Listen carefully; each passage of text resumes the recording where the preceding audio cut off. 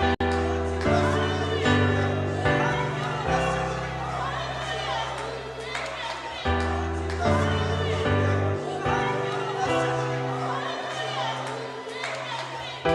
was 12 years old when I learned my first scripture, John 3:16.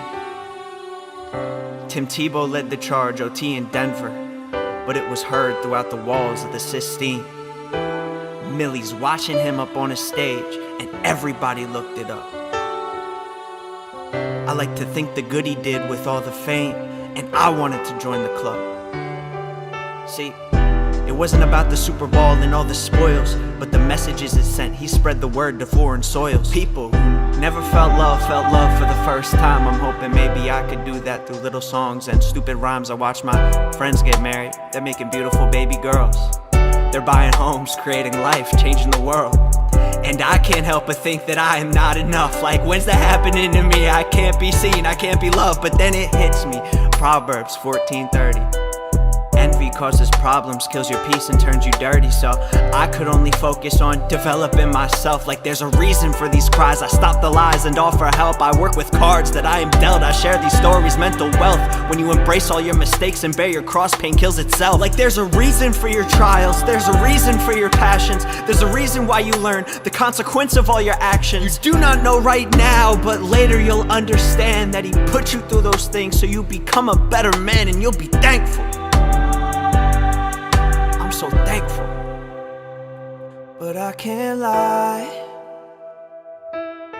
I struggle with faith sometimes, and I ask why. I question his work some nights. I try to look up when I feel stuck. I try to look up, and I put my faith in it. Hello. Welcome to Cuestacast, episode number 1. I appreciate everyone that has decided to come and hang out. I see Nate G. You are here. What is going on? It is the dawn of a new era, right? Essentially, same show that you knew from the Alex Cuesta show. Rebranded, renamed, a little bit of a fresh look, a few different things in terms of, just the way we're going to function. But generally the same great show that everyone knew and loved. David isn't here at the moment. He might pop in at some point, but David's not here, but it's just me. Wanted to do a hello episode, and all the episodes are going to be a smorgasbord at this point. They're going to be this, where I come in and I rant and I go crazy, and David will come and do the same every once in a while, but I'll also still be doing our interviews. And typically they'll still be on Wednesdays, but they might be on some other days as well as we can fit in. There's not going to be as much of a stringent schedule on that. I will try to be as regular as possible on this show. The goal is to be 2 to 3 times a week, hopping in and hanging out. So that would be the eventual goal, 2 to 3 times a week, coming in, doing an interview, maybe one, the other 2 kind of checking in on the world. And obviously with the name change now, it's not the Alex Cuesta show, it is Cuestacast. This will free up David to just jump on. And I thought it was a little bit douchey before that it was my name hanging out over there. And I don't think David wanted to come and do a show under the Alex Cuesta show, to be quite honest. So the Cuestacast is here, and DJ Phoenix coming in saying, rock on. What's up, DJ Phoenix? How are you, brother? So let's get right to it. We're going to start off this era, this new generation of a show, with some optimism. Because if everyone is going to look tomorrow, you will be able to see that, weather permitting, obviously, the Artemis 2 mission is going to be taking flight. A manned mission to go and orbit the moon. I want to watch this hype video because it felt hype when I looked at it. So from the NASA website, let's see. Minute 15 here. The Artemis 2 mission is a test mission of the Orion space capsule. Artemis 2 will be the first time we put humans on this rocket. We're going back to the moon because it's the next step in our journey to Mars. First thing, I love the music. I love how badass it is. But I also got to think, and we got to thank Elon Musk for a lot of this, because without him pushing the idea of what can happen in space and really forcing his way with the SpaceX rockets, I don't think we ever see Artemis even be a thought. So it's cool to see NASA doing stuff. It's cool to see SpaceX collaborating and being involved. But I can't wait for them to do this, because then all the people are like, we never went to the moon, can just shut the hell up. Because I'm so tired of those people. We were always going to the moon. Pushing ourselves to explore is just core to who we are. That's a part of being a human. Now, what if they get there and like they take like film and it's worse than like CCTV level film? It's worse than what we got back in the day. That would just like fuel even more that we never went, right? It better be friggin' HD quality when we get some footage of them. You know, I don't think they're landing on the moon this time, but at least orbiting around. We better get some really good footage of that. And liftoff. We shall return. Continuing to test out every bit of Orion. Coming back to Earth, 7 miles a second. When humanity sets big goals, we can bring together genius from around the world. You have the best people on planet Earth putting this vehicle together. Now, I wonder if when they come back, are they going to be using SpaceX tech to do like the landing rocket? Because Elon has been really perfecting bringing that rocket back down, letting it land, not just crash into the ocean, but landing the rocket, making it a lot easier to refuel, to kind of retinker. So I wonder when Artemis comes back, if they're going to be using what Elon has perfected. That's what's up. To innovate for the benefit of humanity and to inspire the world through discovery. And here we go.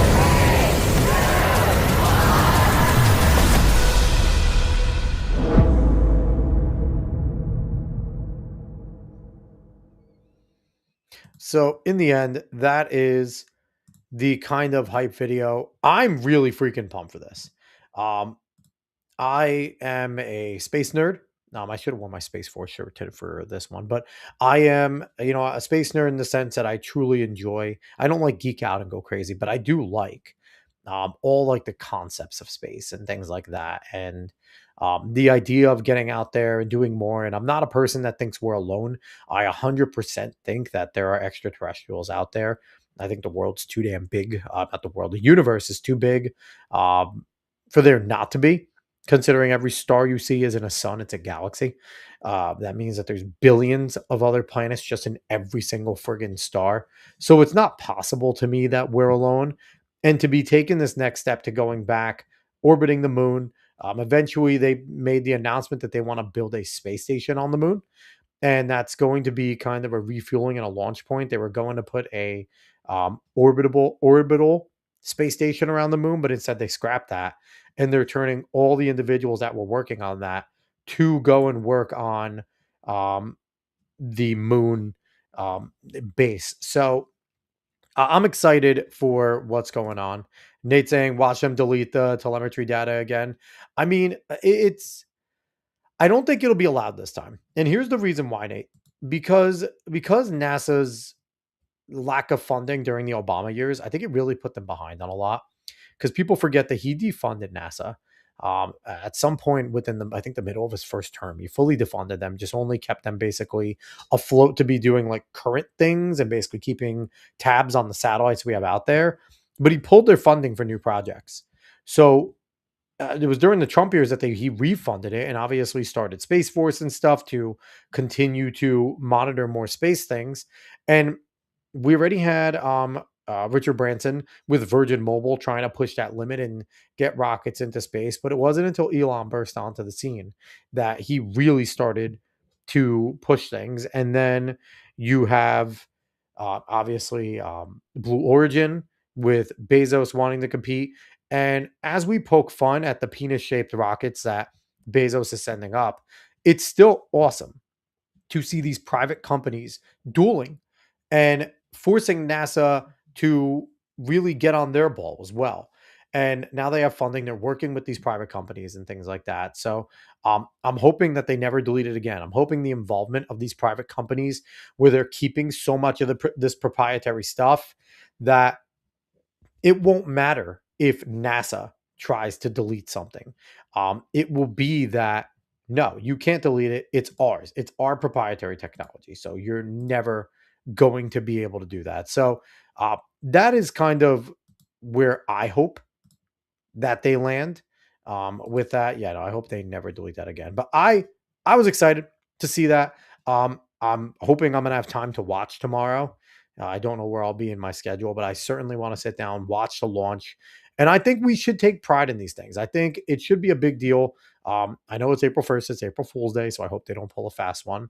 But I think we should take pride in this stuff. Americans should take the time. I think schools should all stop when this launch is about to happen. Schools should stop. They should put this on TV, because this is a great moment in American history and in the history of humankind to be able to go back to the moon. And then from there, this is going back to exactly what we wanted to do during the space race, during the 6 times that we went to the moon. The goal was always to get to Mars. That was the next step. That is the next frontier, is going to Mars. So getting on the moon is going to be an important step. So I'm excited for that to happen, because I think it's going to be a really good thing when we eventually do it. So I am pumped for that. Now, speaking of something I am now not pumped for, well, I wasn't pumped before, but I'm certainly not pumped for it now. Let's go to this. So, former guest of the Alex Cuesta show, master of the TDS, shared this. Now, this is from a few days ago, where they're making the new Harry Potter series. I am not excited for on Netflix. I don't mind the castings of Harry. I don't mind Ron. I really don't mind Hermione.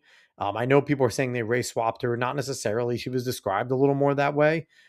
Emma Watson kind of became the mold, but it wasn't like she was. Emma Watson didn't really fit what Hermione looked like. Her personality, she acted the part great, but it wasn't necessarily the way she was described in the books, outside of like the curlyish, gangly hair. So I don't mind this actress, this young actress going in there. And generally, all the other castings have been okay. Hagrid looks kind of goofy, but it's hard to compare to the original cast. But here, all the controversy of Papa Isidu being a black Severus Snape. And we were all hoping that it was still going to be like, okay, let's try to make it look like Snape. Let's give him that long gothic hair. Let's give him that everything. But they didn't do it. They screwed us.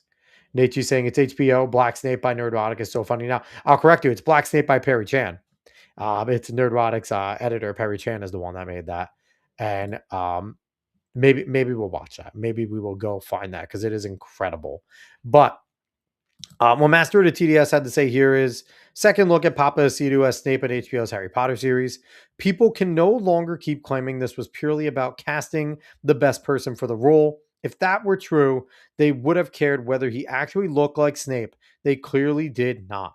This means this was intentional. The people in charge knew exactly what they were doing, and they knew it would be controversial. And this is a look, this looks more like an extra out of friggin' Twilight. Like, honestly, this fits more like Twilight than it does for Harry Potter, considering he has like the little dreadlocks going on, the thin dreads, and nothing against Papa Isidu. Papa Isidu is a pretty decent actor, but this just isn't Snape. And I know it's been brought up ad nauseum by some of the other content creators, but this creates a ton of problems where they are going to make James Potter and Sirius Black and Peter Pettigrew and that group to be racist. Because you have to remember, part of the reason, the main reason why Severus Snape hates the Potters is because he was in love with Lily Potter. Lily chose James, and James picked on Snape relentlessly. James picked on him relentlessly. And they are going to turn this into a race thing. There's no way they can't, right? There's no way they can't, because apparently James tortured the poor kid. And that's what they're going to do here. And it's going to be terrible, especially when they're accusing him of stealing and being sneaky and being evil. Like they are just ripening this up to be a race relations thing. And I really hope they don't. And I hope I'm wrong, but we haven't been wrong usually when it comes to these shows and movies and what these creators are thinking, because we've seen this too many times, time and time again. DJ Phoenix saying Adam Driver was right there. He abso-fucking-lutely was. Adam Driver would have been so good. If he just channeled his emo Kylo Ren, he would have been a great Snape. But this was the decision. It was a terrible decision. We know it was. And here's another reason why it is equally a bad decision. Variety the other day had Harry Potter actor Papa Asidu says he has received race-fueled death threats over his casting as Professor Snape in the upcoming HBO Max adaptation. Quote, I've been told, quit or I'll murder you. So sounds pretty brutal, right? Obviously, it is common knowledge. You gatekeep, you piss people off. There's going to be some internet douchebags that are going to talk shit. They're going to be people that go over the edge, say these types of things. Welcome to the internet, Papa Asidu, right? Welcome to a friggin' Call of Duty lobby. That we say much worse than quit this match or I'll kill you. You suck, right? That was kind of the light side of Call of Duty lobbies. But Papa Asidu's claiming that this is race driven. So I read this, and instead of just sitting there and taking it at face value, I decided to read the Variety article. So I'm going to bring you to it because since I read it, I'm going to read it to you guys as well. So we get the headline again, and this article is by KJ Yasmin. No idea who that is, but I always like giving credit there. So let's read. Harry Potter actor Papa Asidu said he has received race-fueled death threats over his casting as Professor Snape in the upcoming HBO Max adaptation. Quote, I've been told, quit or I'll murder you, Asidu told the Sunday Times of London in a new interview. Now, mind you, it's harsh to say quit or I'll murder you, but there's nothing racially driven yet in this, right? I haven't seen quit or I'll murder you is just generally if someone doesn't like that casting, they might say that, right? Like people are insane. I can imagine we could talk to Liam Hemsworth when he was cast in the place of Henry Cavill for The Witcher. I could imagine some of the mail that he was getting or some of the comments or some of the things that he was getting because people loved Henry Cavill in the role of Geralt. They hated the way the show was going, but Henry Cavill has a cult following, a massive following of geeks and nerds that truly enjoy that he's basically one of us. So again, harsh, quit or I'll murder you is terrible, but not racial yet. Let's go here. So, quote, it really matters. The reality is that if I look at Instagram, I will see somebody saying, quote, I'm going to come to your house and kill you, quote. So while I'm pretty sure I'm not going to be murdered, that could age badly. But yes, while I hope I'll be okay, nobody should have to encounter this for doing their job. Many people put their lives on the line in their work. I am playing a wizard in Harry Potter, and I'd be lying if I said it doesn't affect me emotionally. So again, terrible stuff, right? He goes on Instagram, he reads the comments, which is your first problem, Papa Asidu. I will give you some unsolicited advice. Don't read the comments, bro. Anywhere, right? Don't read any of the comments. Don't read anything like that, especially when you're in something this divisive. Just go do, like you said, you're doing your job. Just go do your job. Have other people read the comments, have other people take notes, right? Because I think it's fair. If someone's saying they're going to kill you, come to your house and murder you, you should take note of those things. You should always, take people seriously, but not literally, right? Like take people seriously with the threats. Make sure that you're prepared. This guy should have security because he is, cast as from a beloved character, and Alan Rickman's portrayal was perfect. And he's cast in a spot that he can never fill. And he's not the right person for it. And people are pissed. So I get it. No one should be going through that. But again, in that paragraph, there was nothing racist stated in that paragraph. So let's continue reading and see if there is anything. So Nate G saying Severus Snape Smollett. Yes. Remember, Jussie Smollett's innocent, right? He didn't do anything wrong. He stands to that story. So let's keep going. Asidu was set to play Potion's Master Snape, one of Potter's nemesis, in the upcoming streaming adaptation, a role previously portrayed by Alan Rickman. His casting ignited backlash from toxic fans. This is bullshit right here. This is bullshit by Variety. Ignited backlash from toxic fans. Ignited backlash from fans, passionate fans that love this work, that enjoyed the books, that have went to the theme parks, given this place tons of money, bought different costumes, bought wands, participated in Pottermore, all this stuff that went into it, watched and freaking loved the movies, even the parts that they missed out, right? Because there were parts of the movies, if you've read all 7 books, all 7 books, you're going to look and go, okay, they missed this, they missed that. Same thing with Lord of the Rings. I'm a Lord of the Rings guy. They eliminated a good amount from it, but they did the best they could. I'd say Harry Potter, Lord of the Rings, probably Hunger Games adaptations are some of the better book adaptations around, right? They covered a good amount. They gave you the feel of each book. They did clip a good amount out, but you can never bring books fully to the screen. You would have 6-hour movies every single time, if not more. So it's not toxic, fans. And this is something Variety has constantly done. If you watch Nerdrotics videos or listen to G&G guys, side scrollers, you will see all of them talking about this type of shit. They will always call people who are passionate fans who love the IP toxic because we want to gatekeep our shit because we are tired of seeing all the things that we love bastardized and destroyed. So no, Variety, it's not toxic. And that's the type of shit that drives me crazy. Let's keep going. Let's keep going. Giving, I don't know what I just said. Quote, but the abuse fuels me. He continued in the interview. Good, Papa Aceto. Let it fuel you. Let the hate consume you. Quote, and it makes me more passionate about making this character my own because I think of how I felt as a kid. No, so let's stop right there. Fuck you, Papa Aceto. After I just said, good, screw you.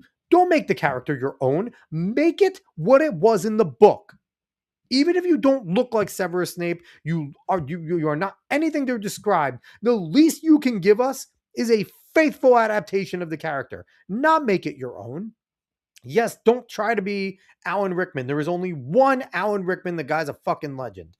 But don't try to make it your own. Because what that means now, before when actors and actresses used to say that, it used to mean something different. It used to mean that I am going to go and I'm going to put my best acting skills forward to portray the character in the way it was either written in the script they were given for a movie, or if they were doing a book adaptation, the best way to do it in the book, right? But now when actors like a Papa Aceto or any of these Hollywood fuckfaces say, I'm going to make it my own, you know that means that they're going to put their own spin on the character, that it's not going to be faithful. It is code word for basically saying, I am going to fuck this up. And we are going to know that Snape is a black man in this show. I guarantee this Snape is not going to act like the Severus Snape in the books, like the Severus Snape in the movies. He's going to quote unquote make it his own. He's going to modernize the fuck out of the Snape, and it's going to be terrible. Let's keep rolling. I would imagine myself at Hogwarts on broomsticks, and the idea that a kid like me can see themselves represented in that world. Now, again, I hate this shit. I hate this shit. Right there. Let's read this sentence and find the contradictions here, shall we? I would imagine myself at Hogwarts on broomsticks. Let's take that first half. So what you were telling me, Papa Aceto, is despite the fact that all 3 kids in the cast, the main protagonists were white, that the main antagonists, Draco Malfoy, Lucius, Voldemort, were all white. Wormtail was white. Sirius Black was white. Dumbledore was white. You had a black side character in there, and Cho was Asian. But generally, all the characters were white and British. But besides that, you were a fan of the product, and you imagine yourself at Hogwarts on broomsticks. You still enjoyed the product without having to input yourself or people of your likeness as the main story, and you still wanted to be there. You were still a fan. Totally contradicts his next part of the sentence. And the idea that a kid like me can see themselves represented in that world, ? Meaning that you are now going to fundamentally change it so that people like you can see you. When in the end, Harry Potter has, the story of Harry Potter has surpassed everything in terms of race relations, religion, even though Christians dislike it with the wizardry stuff, but there's too fucking stuffy Christians. But color, country, language, everything, the barriers are shattered. Everyone in all different walks of life have enjoyed Harry Potter, whether it's the movies or the books. And it didn't matter if they quote unquote saw themselves in the fucking characters. I'm not a British person. but I enjoy the shit out of that book. I love those movies. I don't need to see myself as a Brit. I don't need to see an American shoved in there just to make me feel good. No, I enjoy it. I want to be taken out of my world when I read these things. I don't want to see myself represented. I don't care if there's a little Italian Ecuadorian kid running around there. It doesn't bother me.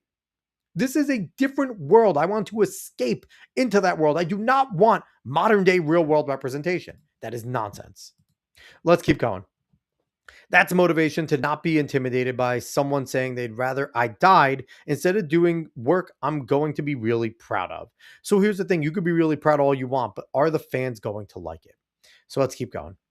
The actor who has appeared in Black Mirror and I May Destroy You admitted he'd never seen the original movies, which starred Daniel Radcliffe, Emma Watson, and Rupert Grint, but had been a fan of J.K. Rowling's book series as a child. So this is also, could be good or bad, right? Could be good or bad. You read the books, so, and you read it as a child. So how much are you really up on it, right? So you read the books as a child, but you haven't seen the movies, which are crazy that you haven't seen the movies and you're a fan. So how much of a fan are you really? How much of a fan are you really if you haven't seen the movies, which are world class and have been raved about by every single fan? Like, I question your fandom if you read the books as a child and had no want or need to see the movies. Like, that to me is a red flag saying you're full of shit, Papa Asidu. That's what I'm thinking. He's full of shit. Let's keep going.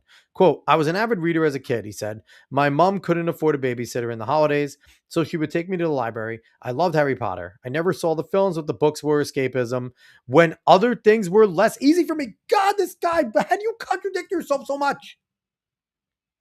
The book was escapism.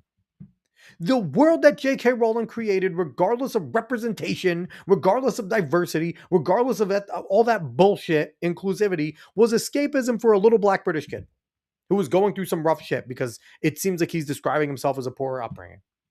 So there was no need for representation to create a great world for you to escape into. You could put yourself in these characters regardless of race. That is what drives me crazy about the representation argument. Let's keep going. The new series is set to launch on HBO Max in 2027 with an almost entirely new cast. The central trio will be made up of Dominic McLaughlin as Harry, Arabella Stanton as Hermione Granger, and Alistair Stout as Ron Weasley. Asidu was signed on to the series for 10 years and told the Sunday Times it was a big commitment. I'll be 45 by the time I finish, he said, and I know my life is going to change in a big way, but I just have to surrender to that. I could have children by the end of this. So that's the article. I mean, there's so many contradictory things there. Now, number one, let's go back to the main premise here. There wasn't a single racist thing in that whole entire article. The headline of the article was bullshit. Did he get death threats? Yes. Yeah, that's wrong. Don't get him. None of it was specifically racial. Now what they're trying to insinuate is they're telling him he needs to die because he's a black man being cast as Snape. That is the insinuation. That's what they want me, the reader, to take out of that. But if you're not a retard, you will take out of that Papa Asidu is being a crybaby bitch. There's nothing racist that was said there. It's people that were unhappy with this casting and were wrongly telling this guy to go and hero. But it's not at all what he says it is. So once again, like Nate said, this is Severus Snape Smollett. And Nate coming in my opinion, Colbert writing the new Lord of the Rings is a bigger blasphemy. Listen, I did a little mini video on that. It's going to be a train wreck. They are, and the setting too, like the whole entire thing, we could do a little side quest on this. Nate, thank you for bringing it up. The worst part about it is they're about to turn Lord of the Rings and whatever new movie or movie series, hopefully they don't do a series, they're trying to turn it into the magic girl that is the key to everything. 14 years after Frodo dies and goes on the ship and sails away, Frodo, Merry, and Pippin want to retrace the steps of their epic quest, so they want to go start. But of course, Samwise's awesome daughter, who is better than you because she's great, discovers a key that's about the way the war could have been lost before it even started. Oh my God, what an epic adventure. And nobody gives a shit about. They already went the girl boss route with the Rings of Power, and that's terrible. They're going to do a season 3. All they're doing, I'm pretty convinced that it's actually content creators that are funding Rings of Power at this point, because the money that content creators make and the uh, endless show, like videos they make of how terrible that show is what it's incredible. That Rings of Power is getting a 3rd season, but this is going to be just as bad. They went from Girl Boss to now Magic Girl, who is the key to everything. That's exactly what we're going to get, because they are unoriginal boobs over there in Hollywood. It's Colbert and his son. Apparently, Colbert is a big fan, and I mean, this has been a whole thing, Nate, with Jack Posobiec giving the wrong opinion that Lord of the Rings is pagan. Poso's completely wrong. Just there's no other way to go about it. It's not pagan. Tolkien was a devout Christian. And I got into the thing I put on there that it's an allegory, and someone put up like Tolkien hated allegories. And I get it. He did. He stated he hated allegories. And the issue with that is sometimes your intent isn't what happens. Lord of the Rings is a Christian allegory, and there is no way about it. Whether Tolkien intended it to be a full-on a Christian allegory or not, he did say it started off not as a Christian-based thing.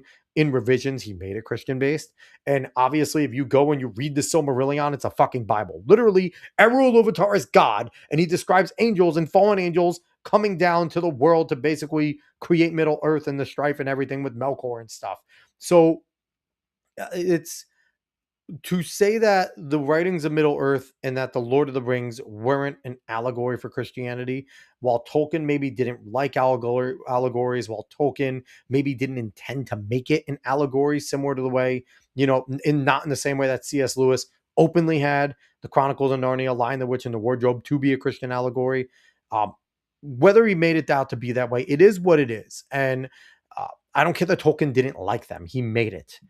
And all these years later, we can look back at it and say it certainly is a Christian allegory. It has a ton of themes that were all Christian based. And Poso, at this point, that was a shock move. That's not legitimate. I've said on the little quick snippet, I don't believe that Jack Posobiec actually believes that. I think that was a shock value thing, and that's a problem in our conservative space. People are saying shit for shock value now.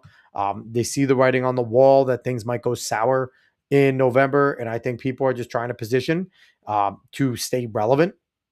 But that's another topic that we can get to another time, because I can delve into a bunch of that. But yeah, Papadosidou is full of shit. But is anybody surprised that he's full of shit? Because I know I'm not. Color me not surprised that Papadosidou is full of shit. So, all right, we're going to jump into something else that is pretty freaking wild to me. So recently, Jaden Ivey said some stuff on Instagram, and the Bulls took swift action, and they responded with this. This is from the official Chicago Bulls page. Let's pull this up. The Chicago Bulls announced today that the team has waived guard Jaden Ivey due to conduct detrimental to the team. So this sounds pretty big, right? Sounds pretty big considering they have Josh Giddey on their team, who was in a huge mess for hooking up with a minor and got off, but had allegations of hooking up with a minor, and they kept him on the team. He played through that whole thing. So what could Jaden Ivey have possibly done to the Chicago Bulls organization for them to just go, you're gone? And Jaden Ivey's no scrub. Jaden Ivey's a decent player. He's a rotational player. He's an absolute pro in the NBA. So what could Jaden Ivey have possibly done to get waived? Because again, Miles Bridges beats the shit out of his wife, and it's fine. He gets suspended 30 games and he's back. So let's go and let's see what was said, if the internet wants to participate here. So let's go. Let's share this tab. So this Colin Rugg over here is the one that brought this over. So let's enlarge this and let's see what Jaden has to say. That the world can proclaim LGBTQ. Right? They proclaim Pride Month and the NBA. They proclaim it. They show it to the world. They say, come join us for Pride. So this, again, just he's being critical that the NBA is, Pride Month. And, encourages Pride Month and stuff like that. And apparently, I didn't know this about Jaden Ivey, but he has had a come to Jesus moment. He has now become fully a devout Christian, and this has caused him to kind of call these things out, in kind of like a righteous indignation. So let's keep going. For Pride Month, to celebrate unrighteousness, they proclaim it. Now, I don't like he's They doing this while proclaim it driving. on the billboards. They do. They proclaim it in the streets. Unrighteousness. So how is it that one can't speak righteousness? How is it one that how are they to say that you man, this man is crazy? I'm not. So here's the thing, and that's one of them. But he's, as far as I know, he's allowed to be a Christian, right? And you could disagree with it. You could disagree with the fact that he's calling homosexuality unrighteous, but that's his belief as a Christian. And he's allowed to have that belief. And I know a lot of people are saying, and we'll watch a video with Emmanuel Acho just having a terrible opinion.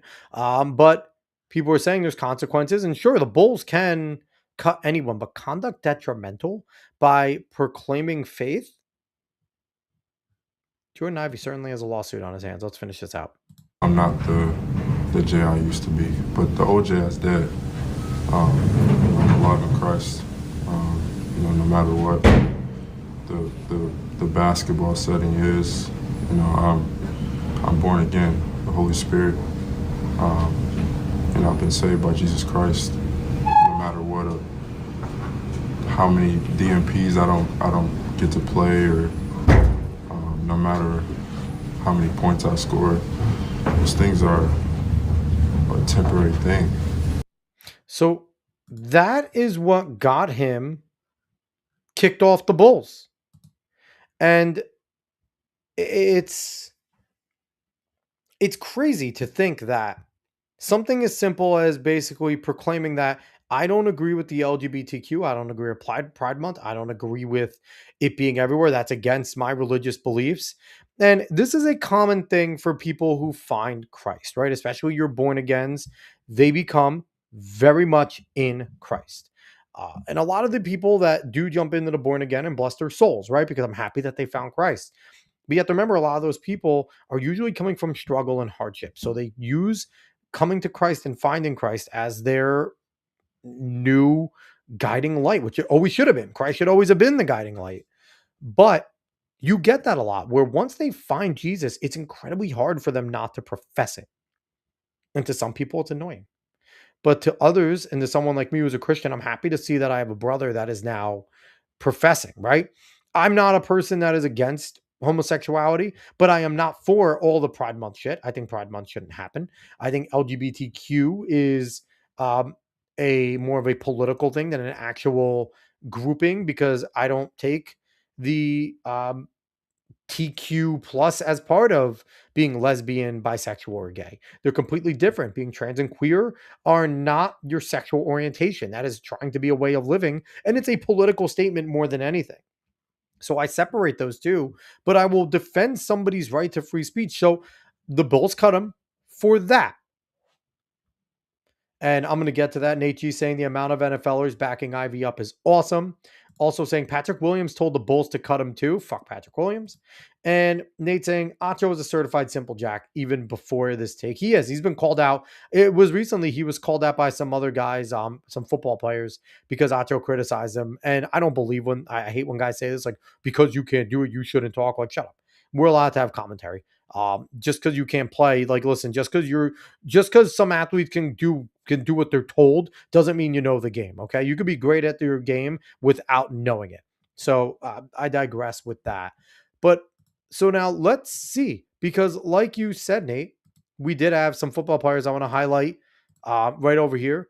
Trayvon Henderson of the Patriots, who now I like a Patriot player, using a Bible quote saying, "Blessed are those who are persecuted for righteousness' sake, for theirs is the kingdom of heaven," Matthew 5:10. And then we also have Azare Thomas of my New York Football Jets saying the world will try to make sin look normal and righteousness look strange.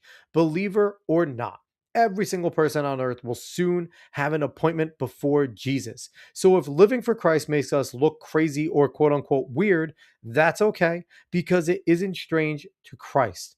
When it's all said and done, we'll give an account to an audience of one. Romans 14:12 and 2 Corinthians 5:10. And then he also includes, woe to those who call evil good and good evil, who put darkness for light and light for darkness. So I just want to say, first and foremost, bravo to bravo to Azare Thomas, bravo to Trayvon Henderson. Both of you guys are standing up. Oh, I read it the wrong way. What you said. Patrick Williams is standing with Ivy. He said, cut him with Ivy. Got it. He's a Christian. I thought you meant that Patrick Williams said to cut Ivy. Nope. Back that up. Go Patrick Williams. I appreciate that. He plays for the Bulls. Okay. And yeah, we'll get to that. Did you see what Vrabel said? We're going to get to that next.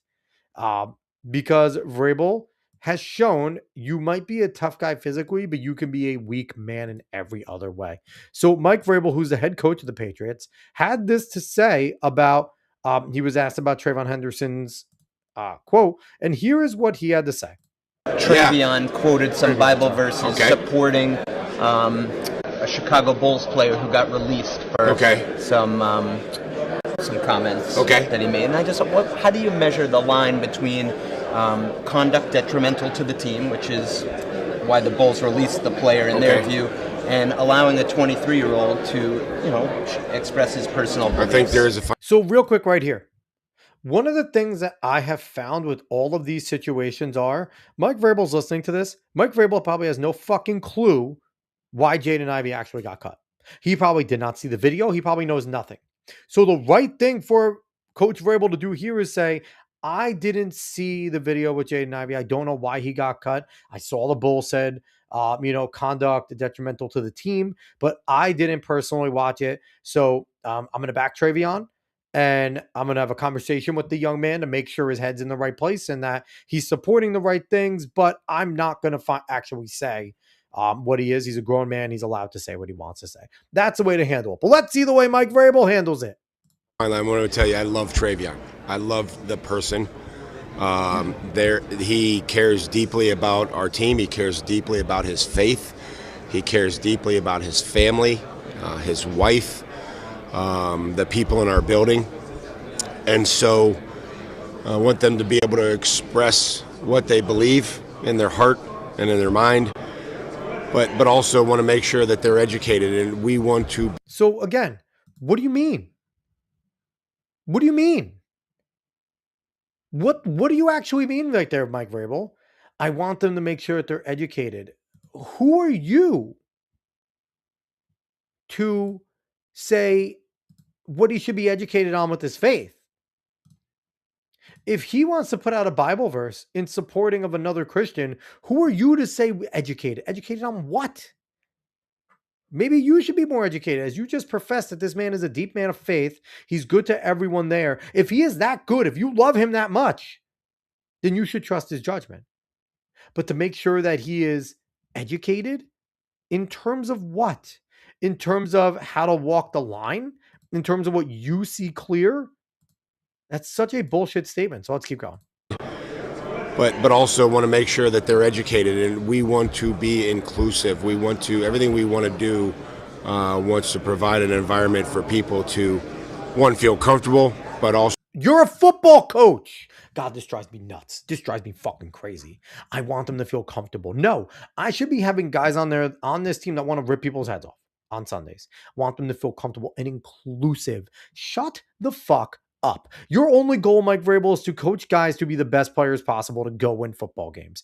Period. You're not in the phase anymore of making them into better men, because you're not a scholastic coach. You're not a college coach. You're not a high school coach. You are a professional coach. Can you have good relationships with the players? Yes, but it is not your job at all to tell these grown-ass men how they should feel, what they should say, how they should say it. Like, this type of stuff grinds my fucking gears, because this guy's so holier than thou and trying to figure out what to say and the right thing to say, because we got to make sure we toe the line, inclusive. I hope Robert Kraft, who I know is a conservative, comes down and says Mike Vrabel was wrong and out of line for what he said about this man and educating him. We have no need to educate Travion. We stand by what he said in his proclamation of faith, but they won't do that. So to share their personal beliefs, and then also we represent the team and then we represent the organization. God, how can you have a player I like and you be such a boob? But you know what, though? I don't like Mike Vrabel because he's a piece of shit because he was a Patriot his whole life. So I'm not a fan of his. So it is so wild. But wait, there's more. I mentioned Emmanuel Acho.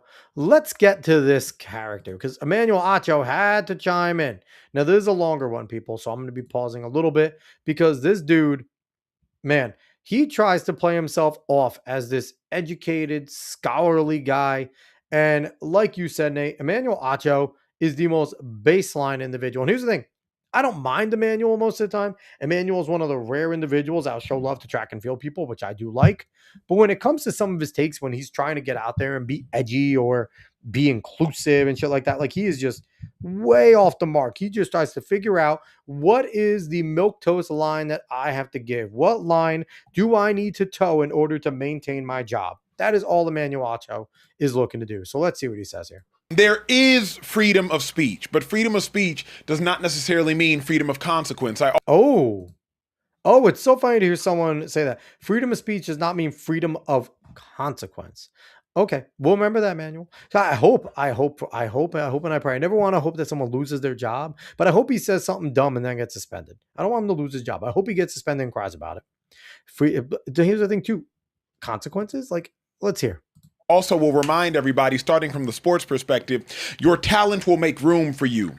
If Jaden Ivey was averaging 20 points and 10 assists right now, 20 points and 10 boards right now, we probably wouldn't be having this conversation. But because in January of 2025, he broke his left fibula. And then in October of 2025, he had arthroscopic knee surgery. And then again, he's missed the last 2 weeks he had missed, starting in February 21st after getting traded from the Detroit Pistons to the Chicago Bulls. As a result, averaging 11 points and 3 assists, his talent is not making room for him. Plus, so fair, you are as talent. You are going to stay around with your talent level, right? I agree with that. If he was averaging 20 and 10, 20 and 5, they would take this. They would slap him on the wrist. They say they don't match his representations, and we're done. And also, Emmanuel Acho talks faster than I do, and that's surprising. If you're in the training room, we do not necessarily want to hear from you. We want to just see you recovering. So from a sports perspective, starting there, athletes, we want to hear from you, not from a sports perspective. I wonder if that was the same thing during Black Lives Matter. I wonder if it was just shut the fuck up. We don't want to hear what you have to say. Oh, no, not there. Not there.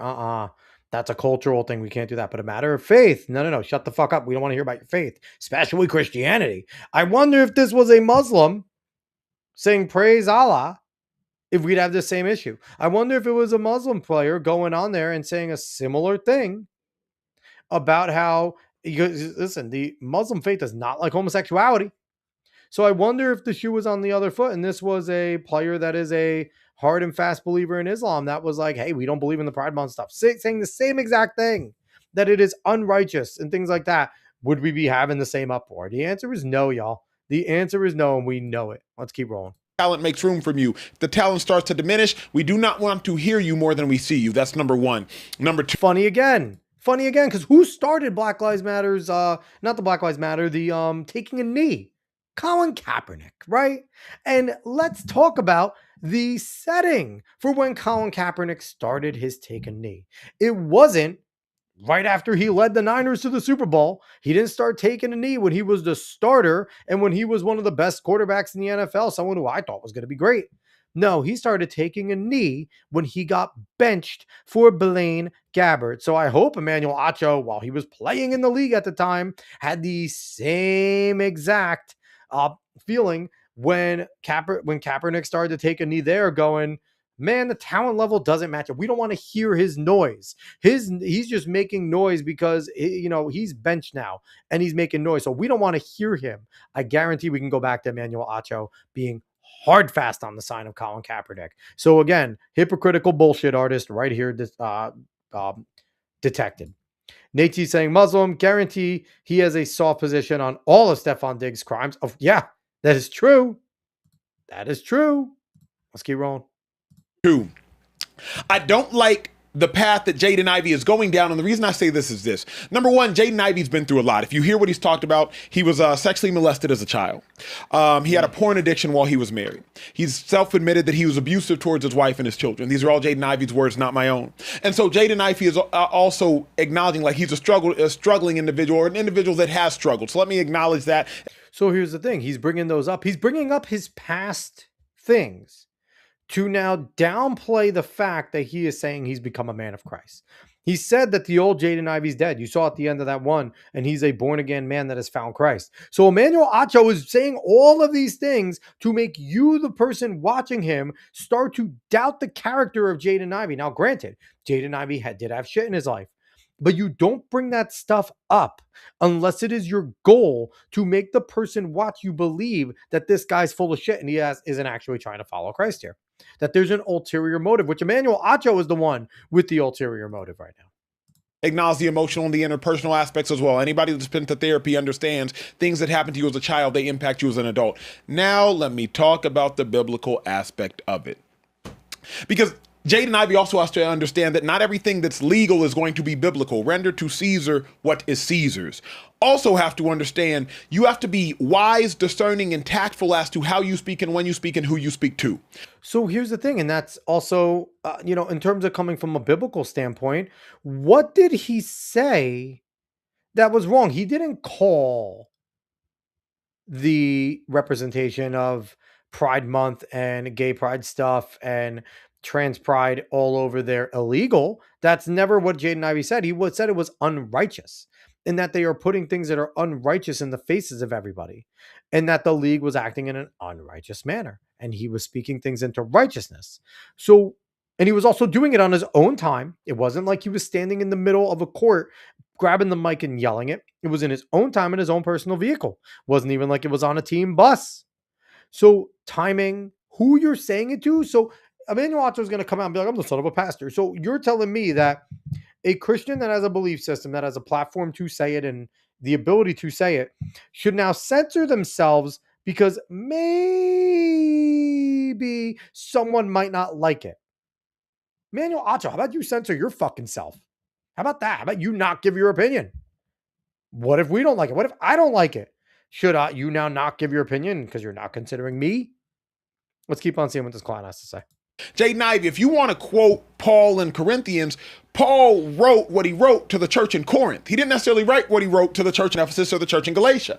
In the same manner, Jaden Ivey, you got to use discernment of when you speak and who you're speaking to. If your job and your goal is to emulate Jesus, also understand when Jesus saw the woman who had committed adultery, he said, go and sin no more. He didn't then try to extrapolate every single sin and every single man she has slept with adulterously. So I will just start by...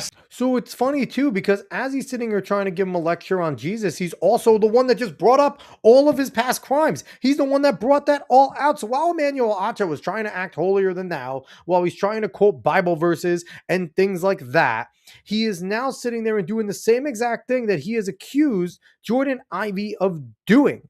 And now he's trying to sun him with his knowledge of the Bible, and he's trying to sun him with his knowledge of Christian and the way Jesus acted. But in the thing, he's being incredibly hypocritical about it, which he wouldn't see it that way. He's trying to get on his soapbox and try to prove that he knows so much more about the Bible and Christ than Jaden Ivey does. Saying, one, understand there's a difference between legal and biblical. Two, Jaden Ivey, make sure you tend to your mental and emotional health if indeed there is anything going on, because you have been very vulnerable about your struggles previously. And then three. So hold on. This is also a crazy jump from a person here who's trying to sound biblical. Just because Jaden Ivey came out against gay pride, just because he was using Bible verses talking about righteousness, Emmanuel Acho's over here assuming that there might be a mental health episode happening.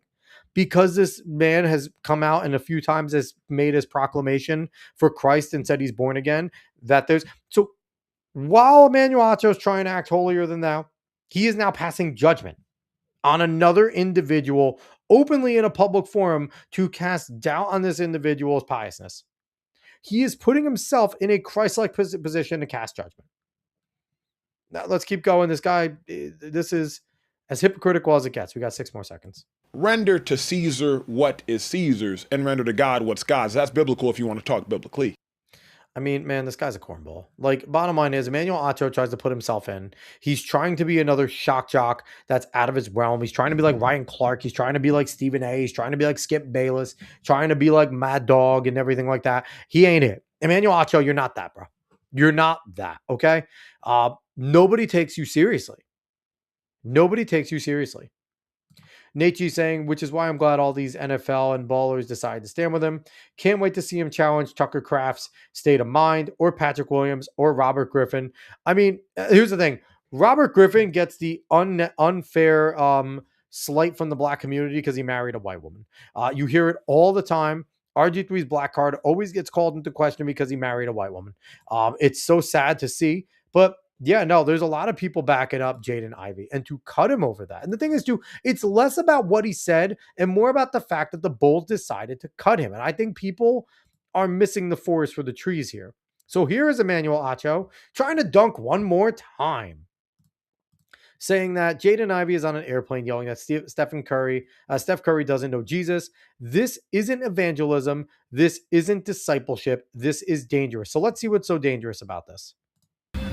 That's why you got Steph Curry, and he not even surrendered, and y'all believe he's a Christian. Y'all believe he's a Christian because he wrote Philippians 4:13. Y'all think he's a Christian. But he cursing just like the world. We are now about 30 to go, so please take your seats. Fasten your seatbelt. Friendship with the world is enmity with God. He's friendship with the world. He don't know Jesus. And I pray he comes to the truth. That him and his family will be saved in Jesus' name. That's why you got Steph. So here's the thing. With this, I don't find anything. Do I think this is a little weird? Right? I listen, as a Christian, I don't like having anyone pass judgments on other people, especially openly and things like that. Like, I just criticize Emmanuel Acho for passing judgment and piousness on somebody else. I'm going to criticize Jaden for this video because I don't believe that he should be sitting there making and passing a judgment on Steph Curry and Steph Curry's Christianity and how Christian he is. Always when you start to do the measuring stick of I'm more Christian than you, I'm more Jewish than you, I'm more Muslim than you, when you start to get to that measuring stick of who's more what than what, you've kind of lost the plot on me there. And now we've seen 2 individuals, Jaden, like I said, I don't agree with this part by Jaden, trying to cast doubt and say Steph Curry is not a true Christian. Like, okay, come on now. You don't know what's in Steph Curry's heart. You don't know what Steph Curry does on Sunday. You don't know his relationship with God and Jesus or his wife's or anything like that. You're not in the man's home. You don't know what he does, how he preaches to his children, what he tells his children, his family, and how he leads his house. So I'm not going to cast judgment on that. I don't like it at all when I hear Christians casting judgment in terms of Christianity, like I'm more Christian than you. You're not Christian enough. Fuck you. That's what I have to say about all of that. But none of this has risen to the level of one, Emmanuel Acho saying this is dangerous. Like, no, it's not dangerous. He is a man again. I have experienced it with, many people that have found Christ for the first time, especially in their older age. It is a revelation. It is a revelation. It is something new. It is a feeling that if you have not accepted Christ as your savior, if you have not walked in that path yet, it is a feeling that people don't understand if you don't do it, right? If you're not somebody that believes that Christ is a savior, if you're not somebody that accepts Christ and is waiting for his judgment, you don't understand when people finally find him that, okay, this is awesome. I want to tell the world about this awesome thing that I just found. And a lot of times it comes out in this way, being a little more judgmental than you should and, really professing the word. And I think people mix that up with, with people being a little crazy, people being a little overzealous. And no, it's just excitement. It's excitement in trying to pass along that amazing feeling that they have to somebody else. And there's zero wrong with it. There is zero wrong with it. And Emmanuel Acho, apparently being a man of Christ, should understand this. I truly believe he should. But we're going to move on to this because I know, Nate, you're going to laugh at this one. So, NBA Central, has this. Josh Giddey, of all people, have chimed in. Josh Giddey says Jaden Ivey needs help. Quote, obviously, the whole thing is kind of unfortunate in a way. I hope he gets the help he needs, whatever he's going through or not going through. I do really hope he gets help. It's not going to be with the Bulls anymore, but wherever it is, I hope he gets it.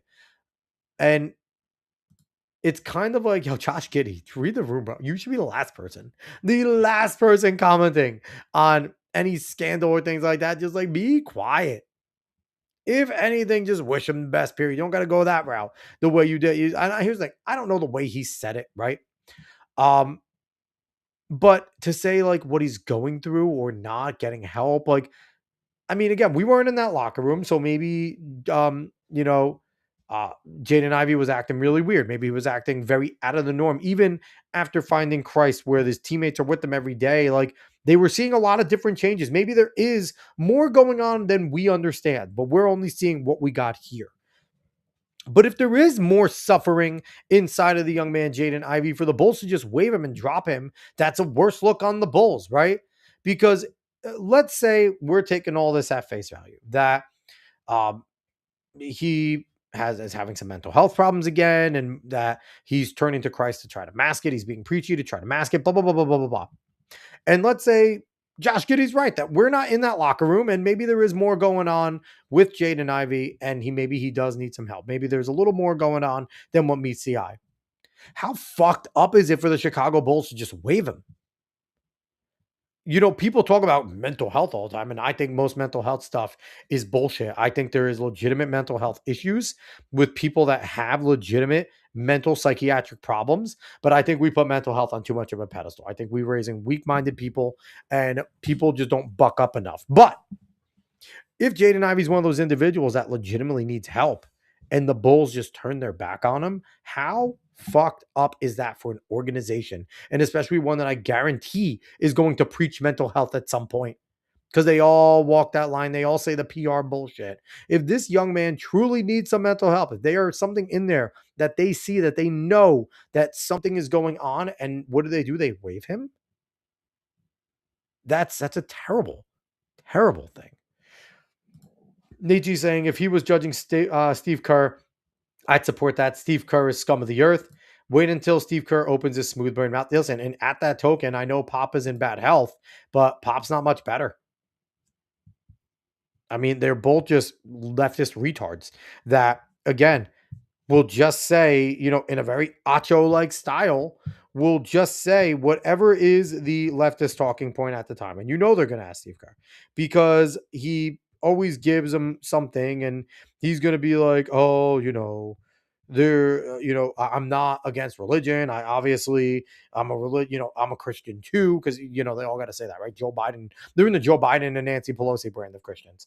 But I'm a Christian too, but there's no need for that, like judging, and we got to make people feel welcome here. And I hope that young man gets help because there's something wrong. Like, he's gonna say some dumb shit, and probably worse than what I just said. What I said would probably be milquetoast. But yeah, no, Steve Kerr's a retard. Great basketball player. I argue how good of a coach he is, because when you have Clay, Steph, and Draymond with the cast that they had, I could coach them to a win, to a championship. But he was a great player. I like Steve Kerr as a player, but he's just not a smart person. Lastly, this is the last part that I want to show here. Jaden Ivey's reaction. He went on Instagram Live to being cut. So let's see what he said on his live. They said my conduct is detrimental to the team, right? Why didn't they just say we don't agree with his stance on LGBTQ? Why didn't they say that? But how is it conduct detrimental to the team? What did I do to the team? And that's a good question, right? Once again, I don't know if we haven't been in the locker room. We haven't been in practices. We haven't been with him. So again, I don't know if there was more bubbling and this was just the last straw. Like, okay, he said something publicly that we can maybe say is like not great. Let's get him out of here, right? That could be the case. Really could. But from everything we've seen, it just seems like, hey, we don't agree with him on his stance on gay pride and stuff like that. So let's keep going. What did I do to the players? I did nothing but practice with them, play with them. Passed the ball to them. Good teammate to them. Said, good job. Good shot. I said, good job, good pass. Way to play, bro. Right? I said these things to my teammates. Was never detrimental to them. So why is it that the NBA and the Chicago Bulls say that I'm detrimental to the team? How? Cause I believe in the truth? Because I know Jesus is the way, the truth, and the life?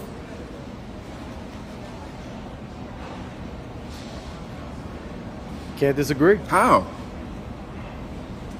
How is my conduct detrimental to the team? Because of what I believe. Because of what the truth is. I mean, listen, I don't think he deserved to be cut at all. I think that they went way too far with that. But, I mean, it is what it is. It's what they're doing. Now, what I do wonder is, I'm wondering if the NBAPA is going to step up for him, right? I wonder if the Players Association is going to step up and if they're going to fight for him and say, hey, this wasn't detrimental. You just let him go for no real reason. And they need to file a grievance. Because this, if you're going to have a union, this is what it's for, right? This is what it's for. If you're going to have a players union, you should defend somebody. And they should go and get an investigation. The league should investigate why he was truly cut. Because again, if we find out more, if we find out there was more going on, fine, right? But if we find out it was quite literally just because he made comments on his stance on LGBTQ, I mean, that could be actionable by law. It could be a discrimination case, a religious discrimination case, because you're not allowed to do that. So Nate G coming in saying Steve Kerr blames guns for terrorists killing his dad. He's fucking stupid. Listen, he's not a bright guy, but he's the first guy that's going to want security around him. He'll be the first dude to call the cops if he needs someone. So he'll always be happy to have a good guy with a gun standing next to him. He just doesn't want it for us. He doesn't want it for everyone else because listen, Steve Kerr's a multimillionaire, right? So he's one of the chosen few. He ain't worried about us. We are the peons to a lot of these people. But let's go on to this. So from Jaden Ivey being, wrongfully let out to Canada needs to be fucking let out of there. Like, I don't know what's going on in Canada. We just talked to DJ Phoenix, and man, this happened after the DJ Phoenix episode, and wow. So Colin Rugg has this. Far left Canadians start arguing over equity cards at the 2026 NDP Leadership Convention. And mind you, I think the NDP leadership, I think they are going to be one of the parties leading. So let's see. This is a ridiculous clip, but let's watch it. There's a point of privilege on microphone 1, then we'll go to microphone 3. Go ahead, delegate. Yes, hello. I was standing here with my gender equity card before you called on the previous speaker. That's my point of privilege that I would like to raise. I will explain the speaking. So first things first, the point of privilege thing is always hilarious, right? Like, I want to make a point of privilege. I want to talk. If we need to make a point. And I was standing here with my card before you called on the other one, my gender equity one. You need to recognize me. And you can hear like the breaking up in her voice. So let's keep going here. Order which is fixed that I cannot amend, which is the pro-con rotation. You can move yourself up a line that you're standing in. I am pro, and I was... We went... You went pro, con... We went pro-con, pro, and my plan was to go con. The speaker at con mic 3 also has a speaking card. Yesterday... It's so funny, right? They're arguing over, I deserve to go first.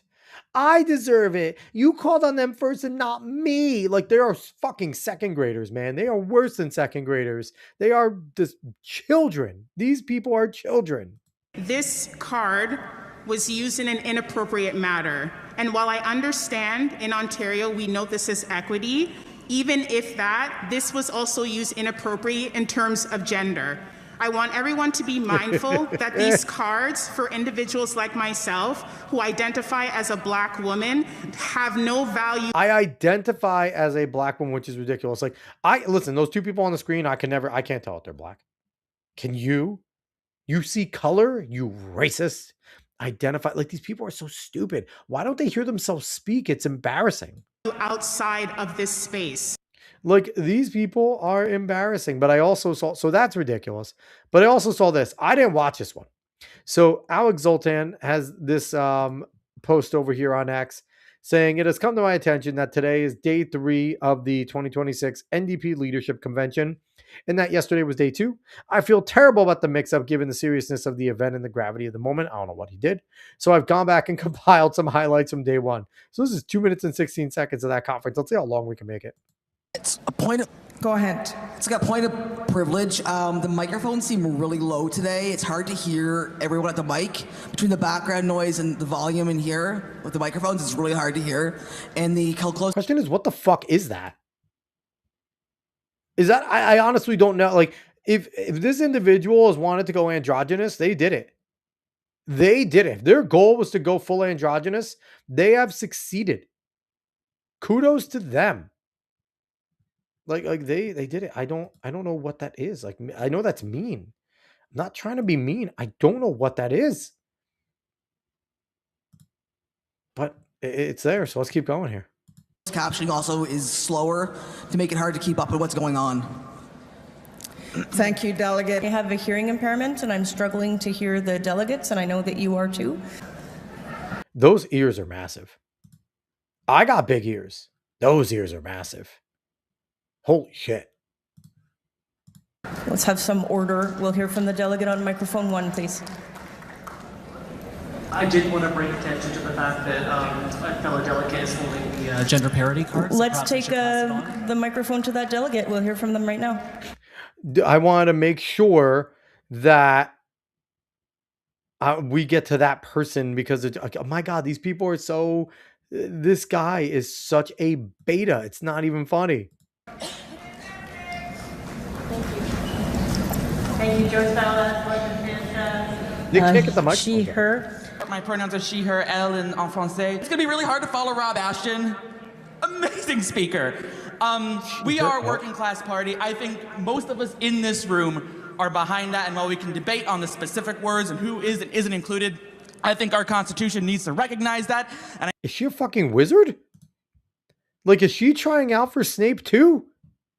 Papa Asidu's got some competition, man. What are with these people, man? I gotta go to one of these conventions. I really do. And I just want to stand there in awe. And I want to give my point of personal privilege. Like, I need to go to one of these things. Nietzsche's saying that's a bull die. Yeah, don't finish it. Don't get me kicked off. Don't get me kicked off of YouTube on the first episode of the Cuestacast, okay? Do not do it. That would be wrong. I wouldn't be happy. Whoa, what'd I do here? Unmaximize. Hey-yo. But all right, let's keep going here because I have no idea what is going on with this thing. All right, let's keep going. Yeah, Wizarding World over here. I also recognize there is... I'm sorry, I'm speaking way too fast. Let me slow down for the closed captioning. I'm so sorry, I get excited. Oh my God. It's a point of privilege. The closed captions for this convention are running between 6 and 10 seconds behind. So it's just a request for the chairpersons to be aware. And when you move to a vote, I'm still reading the debate. So if we just take a little pause, that would be appreciated. Okay. What is that? Hold on. What the hell was going on behind him? That what would be are appreciated. they snapping? Okay. Yes, bonjour, hi. My name is Parker Tian. I'm representing Vancouver Quadra. Just to reply my Franco comrades' prior point of privilege earlier, as you can see, I do have one of the translating device. However, I'd like to raise this to the chair's concern that the sign-out process for this device is not necessarily the best because honestly, I feel bad for that chairperson, whatever the fuck they are. All they get is just fucking whiny babies. Whiny babies. Oh my God. I this, I that, man. This is ridiculous. requires you to fill the form and give a piece of your ID, and most people don't even know where to get it, which is behind the registration table. And also, like, they don't have enough pens when we're there, so there was a very long line up. Also, for the device itself, because it's using infrared technology, you have to kind of like position it so it can receive the signal. Oh my God, that's terrible. Nietzsche saying you don't want to smell in the convention. I mean, I would go with the clothespin on my nose. Do you think they'd know I was memeing? Do you think they would understand that I was not there seriously? But yeah, no, that's awful. That is terrible. But Canada's fucked, y'all.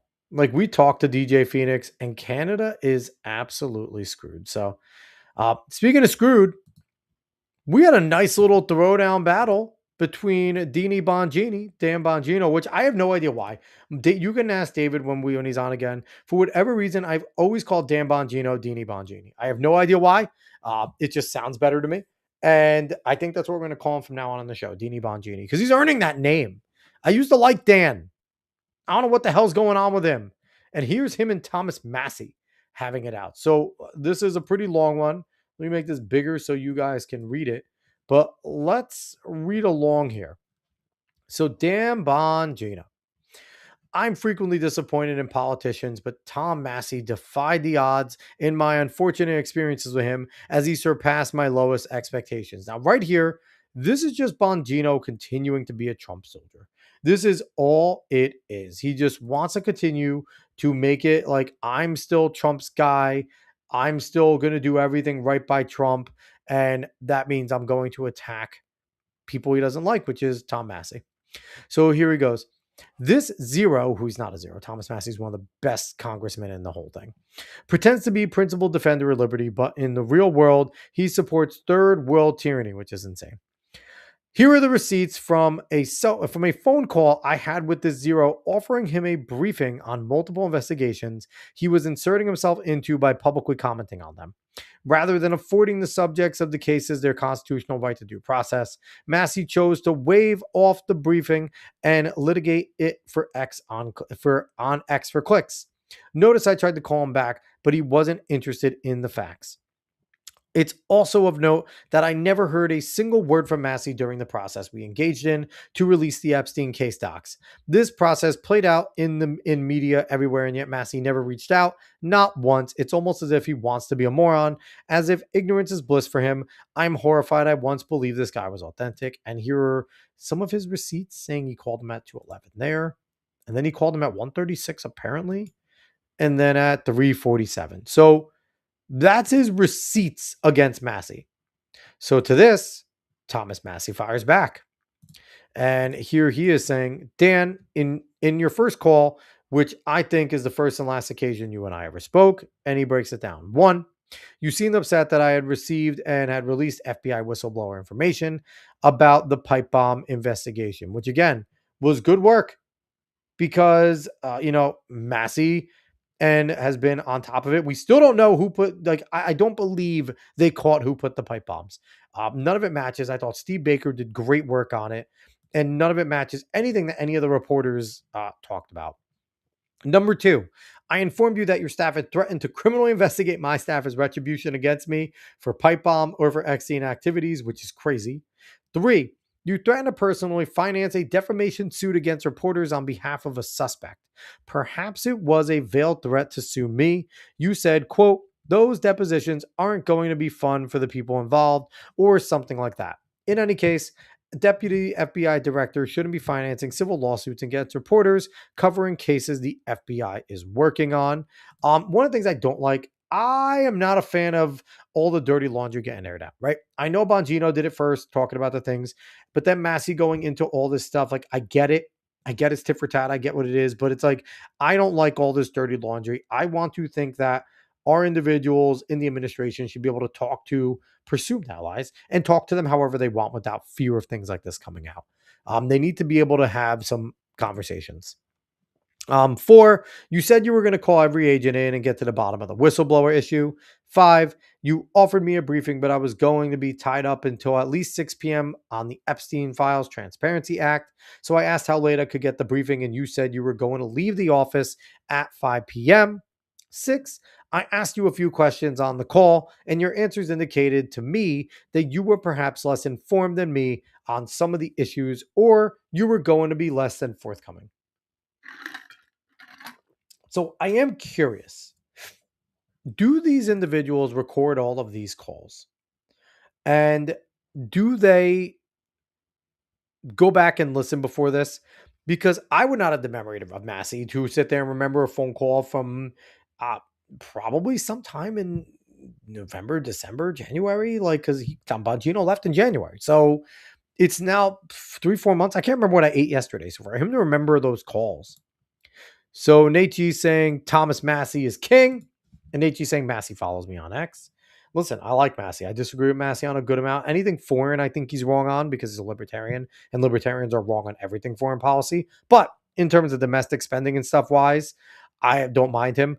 Um, and I truly, in my heart of hearts, don't believe that if he knew that his no vote on some things would make a agenda item go down for Trump, I do believe he would vote yes, because I think he also knows that sometimes you do have to push through shit that you don't like. I think the times that he votes no are for the most part, he knows he's going to be a safe no. That's what I get from him. He continues, a few hours after the call, I received and released a new FBI whistleblower information regarding the all hands meeting, which matched what you told me in the number 4 above, related to concern that the meeting was called to out the whistleblowers. Your second attempted call was the evening I achieved 218 signatures on the Epstein discharge petition, and I had been busy thwarting Mike Johnson's last ditch effort to derail the Epstein Files Transparency Act. Not sure why your call shows 1:36 a.m. You called me in the evening, maybe 8ish. And the thing is, we still haven't gotten to the bottom of all the Epstein file stuff and things like that, right? So it's very wishy-washy. Nate G saying, you believe the neocons over libertarians. Ron Paul's undefeated on foreign policy. Ron Paul said a lot of easy things. I think we need to go back, and Ron Paul smart, said a lot of right things. The non-intervention policy of libertarians would bury this country. Because what they don't understand is if something is economically affecting us internationally, it is in our right. Do I want the neocon view to just go take over everything and bring democracy everywhere? No. I think we need a marriage of both. I think that we should have some things that the neocons do where they look at some of the geopolitical stuff going on and saying we need to act in this country or it's going to fuck us economically because it's a web, right? We've created this global web where we are so reliant on everybody and it sucks. But I also don't want to be involved in everything. So I think we need a good marriage between knowing when to intervene, but knowing when to sit the fuck back and not do anything or how to do it, right? I think we need a marriage there. So I'm not in the libertarian camp of if we get involved there, it's going to be bad. Don't get involved. Don't get involved. Don't get involved. Don't get involved. I'm not in that camp. I think there are times when you're the global hegemon, you do have to get involved in some things. You just need to pick and choose when you do. And it needs to be for the benefit of you, not for anybody else. That is my view on that. So, I mean, we can look back on it. Listen, I had the same stance on Ron Paul that I have on Rand, that I have on Massey. I like them for domestically. I think they're a domestic powerhouse. I firmly believe that they should be targeting as a Libertarian Party. They should kind of drop everything nationally and they should be targeting state and local because I think that they could sweep so much and gain a shit ton of power, state and local in most states. And then once you consolidate that state and local power, then go back to national. That's my stance. Where the libertarians are truly miffing up. They are trying to go so national consistently and be this third party, this answer. And then they're so wrong on so many foreign things in a lot of ways in terms of geopolitics, in terms of how things are going to happen, that they turn off and they sound kind of crazy when they're on that stage. But if they sat there and they had a huge local base where they were taking over municipalities and running them well, right? They would run most town, city governments incredibly well. They would run most state governments, if not all, incredibly well. In terms of a domestic party, libertarians are the best. It's not even close. Libertarians have the best theory for domestic policy. When it comes to foreign affairs, they are lacking. That's just my full criticism of libertarians, but I don't hate them. I just think that when it comes to geopolitics, they're very unserious in terms of how they think. They're a little too utopian for me in a lot of ways too. I don't like that they don't live in the real world with their policies either. A lot of times it's, well, I want this. It's pie in the sky and not grounded in people are different and you can't just force this one libertarian value into everybody, which is also why I like Larry Sharp, because Larry Sharp is a libertarian grounded in reality. Which is why I'm a fan of his completely. All right, so keep going. No, my staff also had the unfortunate pleasure of receiving numerous late night calls on Signal from FBI staff telling them there was absolutely nothing in the Epstein case and that I should back off. So with that, Bongino responds, "Of course, none of what you just vomited out is even remotely close to what happened, but you know that you were offered an update on on a case and you waved it off to continue bullshitting people on X. You were clear about that on the phone. You're a grifter and a fraud, and you know it." And Thomas Massey finished this whole entire spat saying, "Do you not remember I informed you that your staff had threatened my staff? Careful, there are receipts for this." And that was the end of the back and forth. So I just enjoyed the cat fight. I like Massey. Like I said, I think Massey's solid. He's one of the best congressmen around. My favorite person in all of Congress is Michael Lee, but I do like Thomas Massey. This shows a lot more about Bongino than Massey. Bongino is flailing right now. He had so much power as a podcaster, so much credibility, so much clout and cachet before he went into the administration. And I know there's so many things that he can't say that he probably wants to. I really do believe that. And I know he probably left with the promise to Donald Trump that I am not going to betray this administration. I'm not going to betray you. But man, he knows in his heart of hearts that he did not accomplish what he was put there to accomplish, what we all hoped he would do when he came in there as deputy FBI director. Now, again, I have no idea what a deputy FBI director does. He's the only deputy FBI director that we know in history. Nobody gives a shit about them besides the fact that Dan Bongino was a high profile, a million people listened to him. And that's how we know he existed in that role. But we also fully believe he's covering up for cash and he's covering up for Pam Bondi.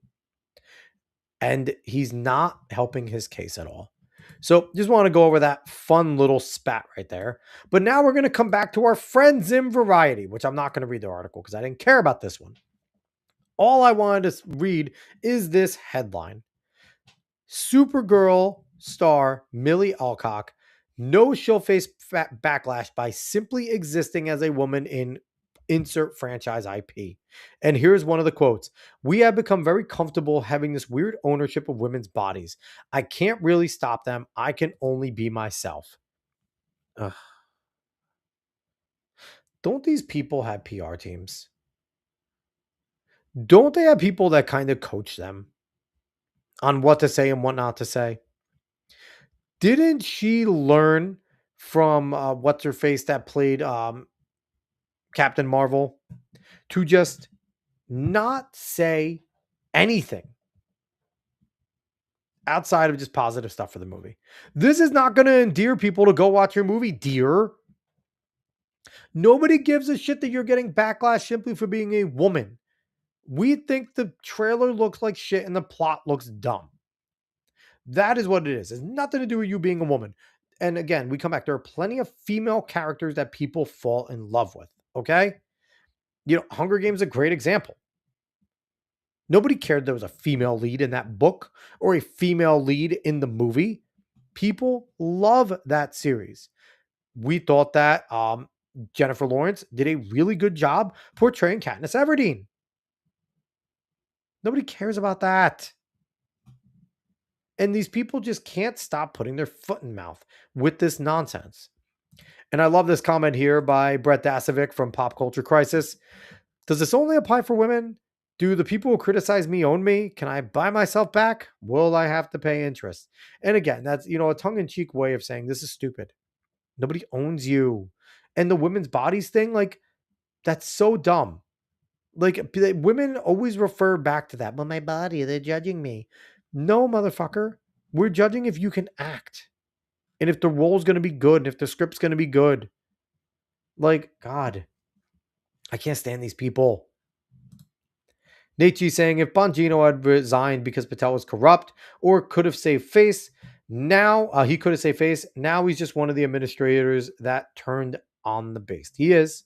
And yes, Brie Larson, that's who it is. And Brie Larson's making up for it. She's just saying all the right things about Super Mario Galaxy, about how she's so honored to play the role. And it's that's fine. She learned a little bit. And yes, Angelina Jolie made bank being an action star. So did Charlize Theron. So did Uma Thurman. We can go on and on about these women who we enjoy in these roles. Whatchamacallit? Charlize Theron in Atomic Blonde is fan-fucking-tastic. Yeah, Milo Jovovich, another one, fantastic, right? Whatchamacallit, the one in the Michelle Rodriguez, right? Is that her from Fast and Furious? Like, you can go on and on about females that are in these action roles that are stars that people enjoy. So no, it's so dumb. I just want to bring it up because I think of it's incredibly dumb. But all right, we're gonna switch to this. We're gonna touch a little bit on the Iran war, um, and then we're gonna get out of here soon. We are going to wrap up the first episode soon. But I want to touch on this because the Iran war is obviously big. I feel like I should touch on it. So this is from Andrew Colvett breaking, and this is from today, 6 o'clock. President Trump estimates the U.S. forces will leave Iran in 2 to 3 weeks. But let's watch the video. I'm not going to read everything they had to say here. The U.S. will be gone or done with the war in 2 I think weeks? with 2 or 3 weeks. Not 3 weeks. If it is we'll 3 leave weeks, because there's no reason for us to do this. Look, this is one thing I love about Trump. His answers 2 to 3 weeks. What does that mean? We'll leave. Like, just there's so much bluntness. Like, we'll get the fuck out of there. Like, that's what I mean by being done. Like, we'll leave. And that's one thing that Trump has been consistent on, right? Get in, get out. He has criticized the forever wars. And if he's serious about we're getting out of there, then that's a good thing, right? He's sticking to his word. People are like, he's getting us into a world war. He's getting us into a forever war. I never thought that was Trump's intention in any of this. with the straight. A guy can take a mine, drop it in the water, and say, oh, it's unsafe. It's not like you're taking out an army or you're taking out a country or they can drop it. Or you can take a machine gun from the shore and shoot a few bullets at a ship. Or maybe an over-the-shoulder missile, small missiles. And it's obviously, these are probably all the things that these tankers are facing right now, that these things are going through. So he's speaking of the things that he's hearing from what's going on over in the strait. Nate's saying, I'm pressing X to doubt, as am I. I'm doubting it with all the troop buildup and things like that. I'm thinking that we're going to be there longer. But I will say flat out, if we go boots on the ground, I'm not going to say I'm out because I'm not going to be out. President Trump has been a very good president in every which way. But, and I disagree with him, but I will be very unhappy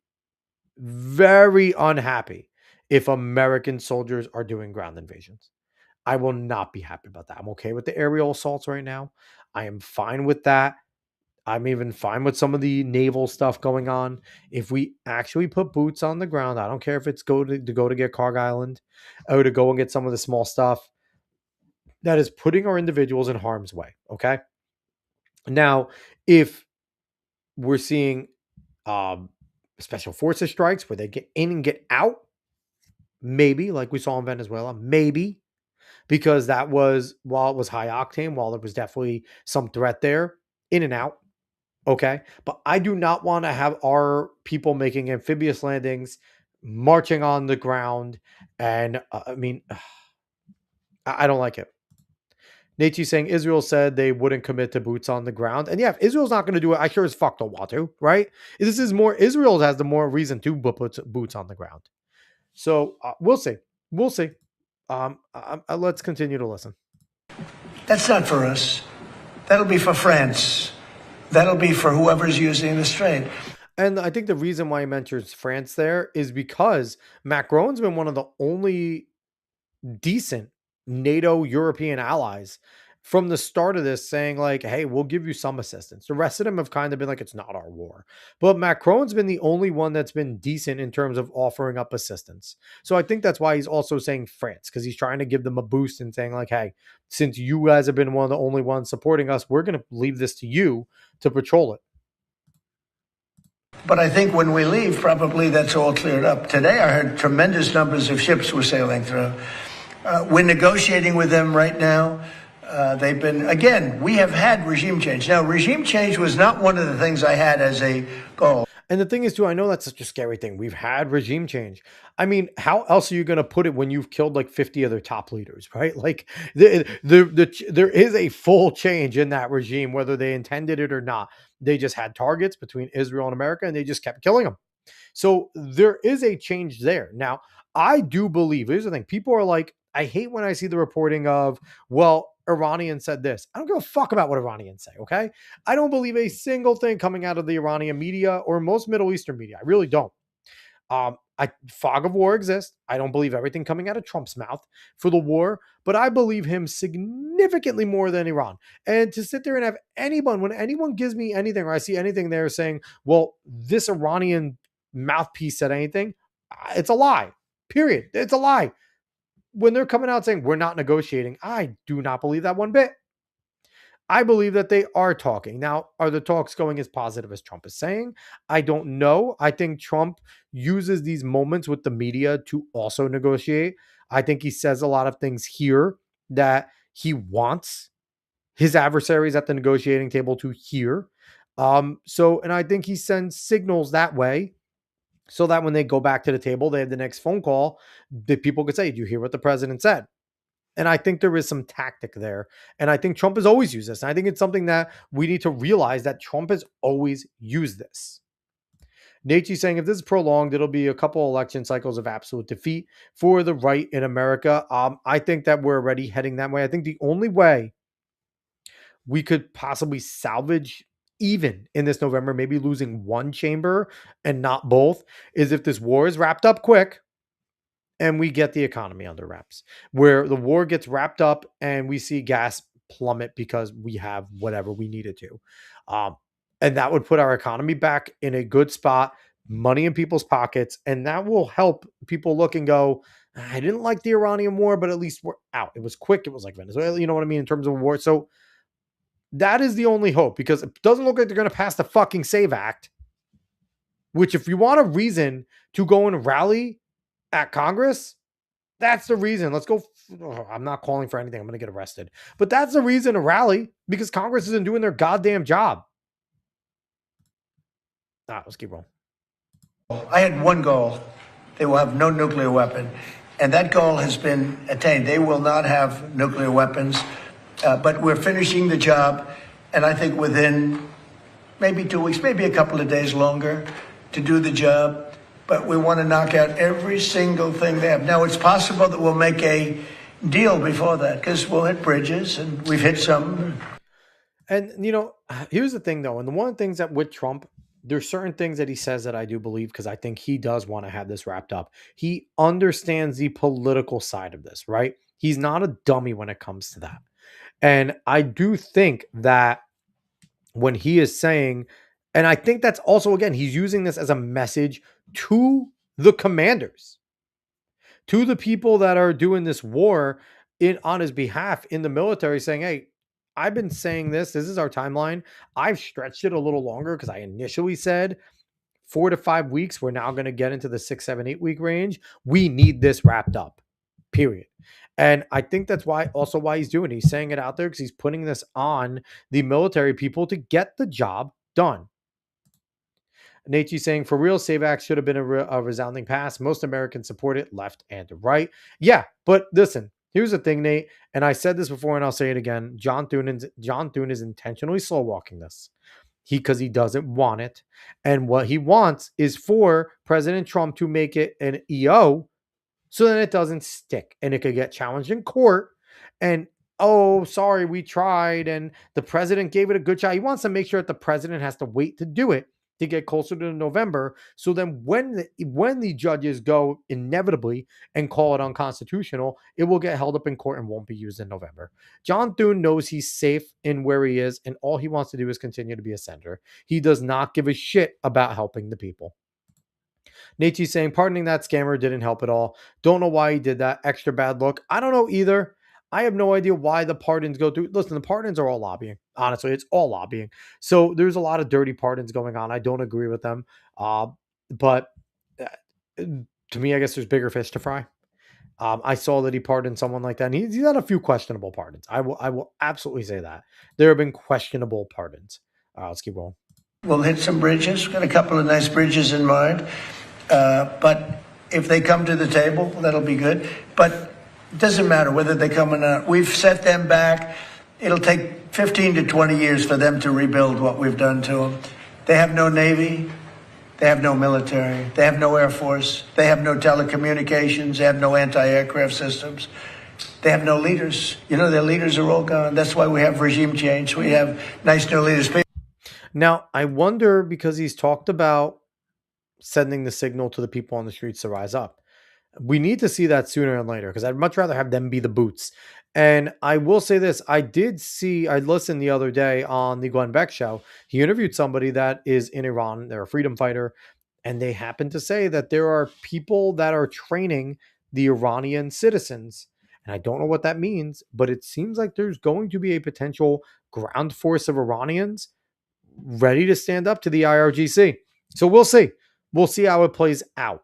So I wanted to also go to this, and there's another thing I didn't watch yet, but they put this out today. It was a little bit before Trump, and it's Marco Rubio talking about what the mission was and what it is. So we'll see if it's redundant, but Rubio has been fantastic in this administration. He's been so good in terms of national security. He's one of the best Secretary of States I think we've had in a long time. And if we could see more success, like if this Iranian thing is successful, the sky's the limit for Marco. I think he, more than JD Vance, is a shoo-in to become the next president if we continue to have successful operations. If this is a failure, he shouldn't even run.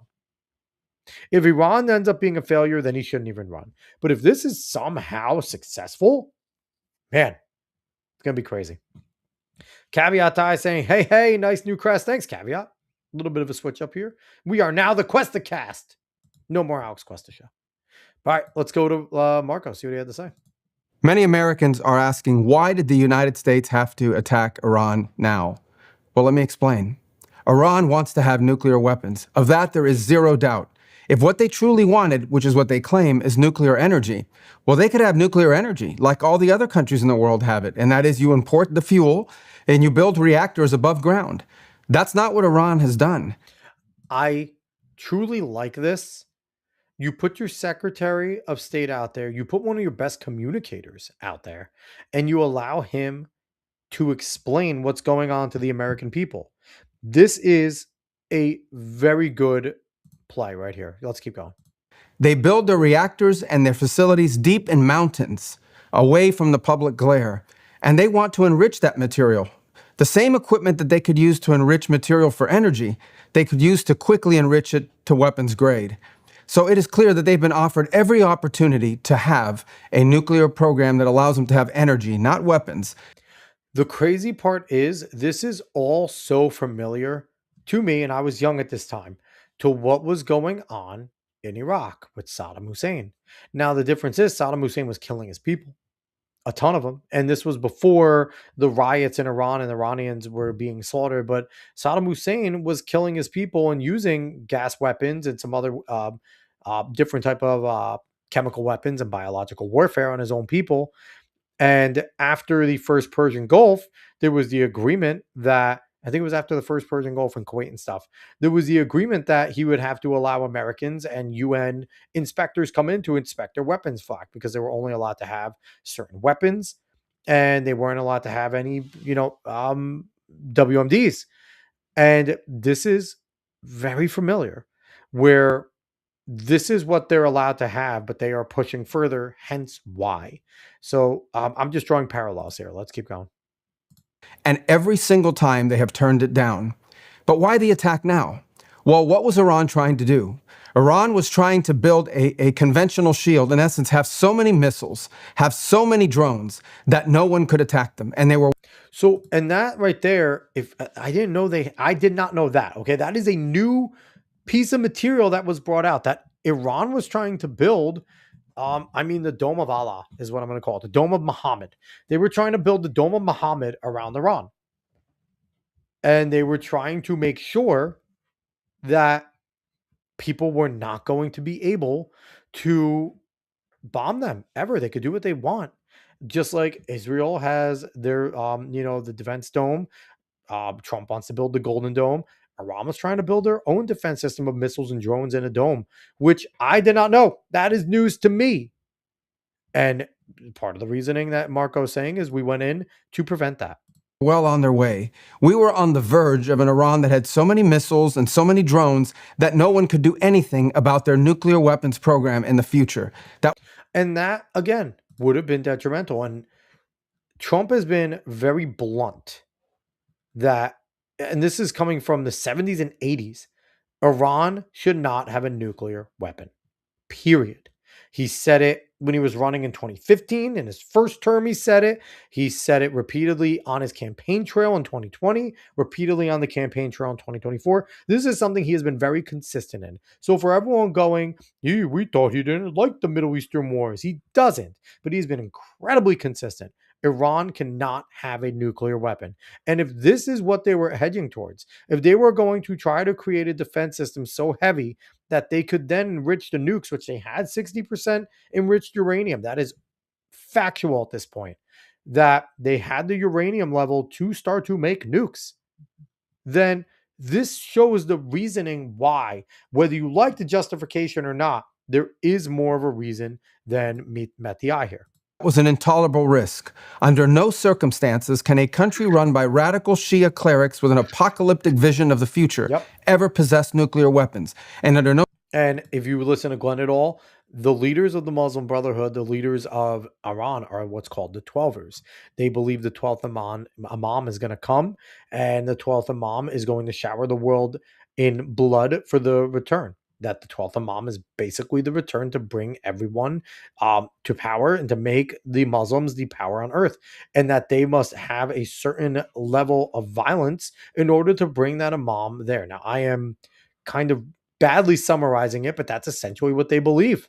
No circumstances can they be allowed to hide and protect that program and their ambitions behind a shield of missiles and drones that no one can do anything about. This was our last best chance to eliminate that conventional threat, that conventional shield. And the thing is, too, I think this is possibly the knowledge that Israel was passing on to America, because Mossad is obviously ingrained in everywhere in the Middle East.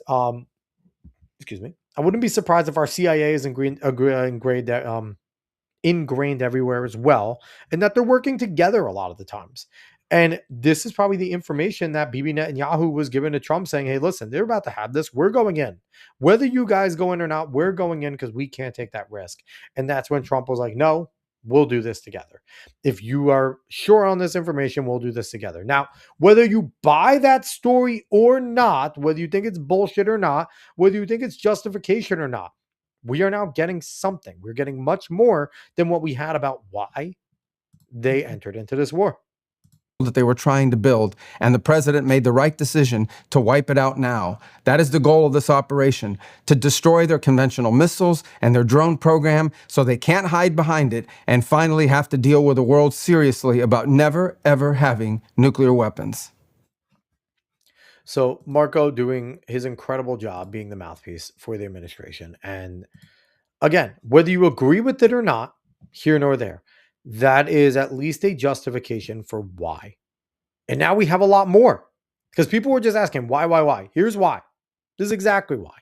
So just wanted to watch that. So the last thing I'm going to close out on, I was going to talk a little bit about Tiger at the end. Maybe we'll save Tiger for another night. I have a great guest coming on tomorrow, guys. So be excited about that. I want to talk about this. Here is reason number 750,000 million for Trump to ignore these fucking judges sometimes. And I know people will get on me for that, but absolutely ignore them. It's from ABC News. The Trump administration must restore the legal status of potentially hundreds of thousands of immigrants who came to the United States legally through a Biden-era pathway, a federal judge ruled Tuesday. And what's wild to me is that this piece of shit judge made this ruling, but not on the fucking illegal app that the Bidens just made out of thin air, which is the unconstitutional one. Not what Trump is doing, saying, hey, that app is bullshit. You can't have it. No. This judge is playing president with immigration law, with border law, and saying, no, you must restore it. Trump needs to start going out there and at these press conferences and saying, the judge's name, I don't know who it is. Fuck you. That's not happening. Period. Enforce it. That is what he needs to say. Enforce it. I'm not restoring anybody's immigration status. They're illegal. That program was nonsense. Enforce it. They're not here. They are staying deported. And listen, this just gave Trump the fuel to redouble the effort again in America, because it's wild. It is wild. Nachi saying a nuclear powered Pakistan, 20% of the population is 12 or Shia. Just saying no ops. And listen, Pakistan is not our ally, right? They are a very loose ally. But here's the thing, Nate. They play ball in a good amount of the times. They're not like our super close friend, but Pakistan is not fucking with us lately. They harbor a lot of people. They are a safe zone for a lot of terrorists, and they have been, right? A lot of people have ran away to Pakistan. But they haven't been rattling the saber. And the thing is, Iran has been the head of the snake for decades. And without Iran, the belief is a lot of these places will go down. And even in terms of Pakistan being nuclear powered, one of the deterrents is nuclear powered India is right next to them and they hate each other. So that is a major deterrent for Pakistan and their nuclear. Even though they have a nuke, India's there. India kind of keeps them at bay because they freaking hate each other. But I think that there's levels to the fish that needed to be fried, and because Pakistan is a loose ally, they're not one that we think. And I don't know, did Pakistan? I gotta look this up. Did Pakistan? I don't know how to say them. Did they join the Board of Peace? Pakistan join Board of Peace. Let's see. Yeah, so Pakistan's on the Board of Peace. So it's actually a big deal. Trump is bringing a lot of these countries into the fold. Did Pakistan join are they a part of the Abraham Accords? I don't know. So no, they're not in the Abraham Accords. They ruled out normalizing relations with Israel through this framework. They reaffirmed their position on Palestinian issue remains unchanged despite blah blah blah. Okay. So they're not a part of the Abraham Accords, but they're a part of the Board of Peace, which is the conglomerate of individuals saying to rebuild Gaza and the Palestinians in that way. And they've also been working as an intermediary, apparently, between us and Iran. So I agree with you, Nate. We got to watch out for Pakistan at all times. But they're playing ball. So Trump's mindset has always been, if you're playing ball for the time being, you're in the fold. The moment you stop playing ball, you're done. And that's the way it seems like he's been doing things. So, but right here, yeah, ignore this judge. That's the thing. Trump just needs to start ignoring some of them. When their rulings are obviously wrong, obviously politically driven. This isn't constitutionally driven. There's nothing in the Constitution giving the judge this power to overrule the president on a case of immigration, national security. So they can piss off. But that is that. So, all right. This was fun, everyone. Like I said, the format, the style isn't truly changing much. The only thing that's truly changed is we have a different look to us here in terms of Cuestacast being here. We have a different format for how we're going to talk about the episodes. There's going to be less of where I thought it got a little confusing before with the different little things going on with the Dave Torturing Me series of different videos and how every interview was numbered, but the other episodes weren't. Every episode is just going to be a Cuestacast at this point. We're starting here, Cuestacast number 1. And from so on and so forth, every single time you see my dumbass face, David's, anything like that, it's going to be a Cuestacast. And it'll include where tomorrow it'll include the name of the person I'm interviewing, right? But every other episode will still have a title, but it'll be there. And that's generally the main differences. We have a different intro song, we have an outro song now too, so enjoy that.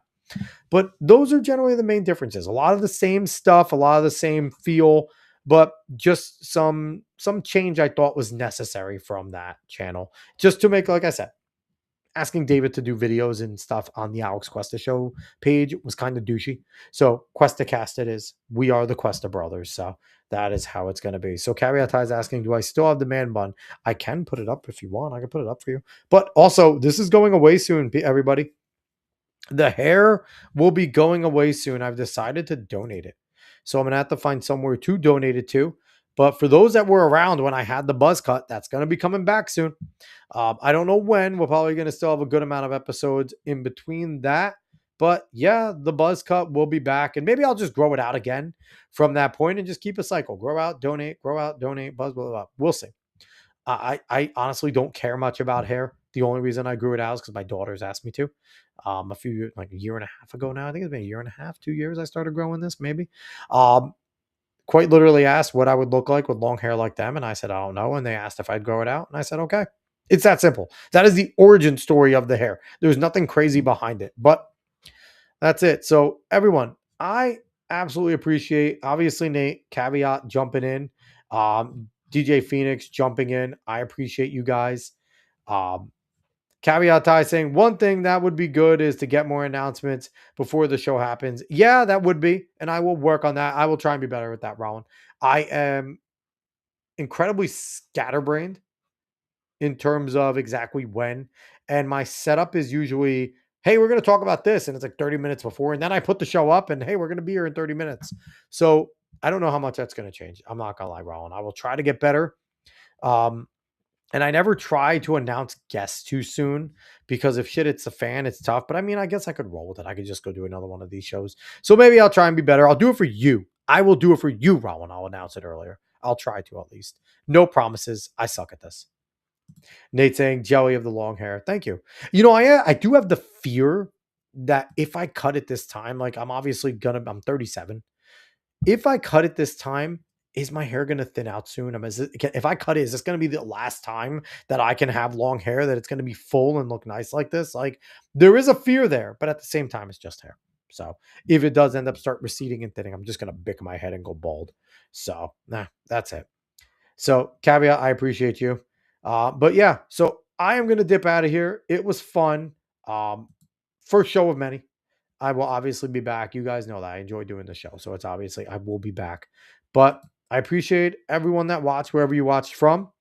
Make sure you go follow at Cuestacast _. That's how I have it over on X and on Instagram. Cuestacast _. You can find us everywhere just at Cuestacast. So go follow us there, smash the like button, subscribe, follow, all that stuff if you haven't already. And if you want to go follow me, just go search the Alex Cuesta. I'm pretty sure that's where I am everywhere. So everyone, thank you so much. I appreciate you all. I will be back again tomorrow night doing an interview, and I will catch everyone then. Bye, y'all. But I can't lie, I struggle with faith sometimes, and I ask why. I question his work some nights, I try to look up when I feel stuck. I try to look up, and I put my faith in it. The question of your faith builds perseverance, and perseverance must finish this race. So choose to love it now, be welcome and embrace it. Let him do his work, but you must work, don't get complacent. Don't let that seed of greed plant its roots in your foundation. The house you build is nice, but underneath it you'll find Satan. And then you'll become a victim, you'll grow cold and start complaining. So choose to see the sun behind the clouds when it is raining. You choose to keep believing, you choose to keep on fighting. You choose when something's wrong, you do your best to make it right. And you choose to never quit. If there's darkness, there's a spot that you could brighten. I take my pain in words and try to offer good advice. And I do not have all the answers, I do not have all the fixtures, but if you keep it pushing, referring back to the scripture, there's a chance it will get better, and we live for that. He made you from his ribs, so know you're built for that. Yeah, we're built for that.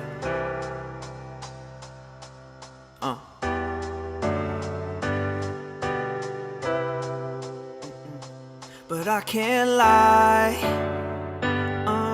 I struggle with faith sometimes, and I ask why. I question his work some nights, I try to look up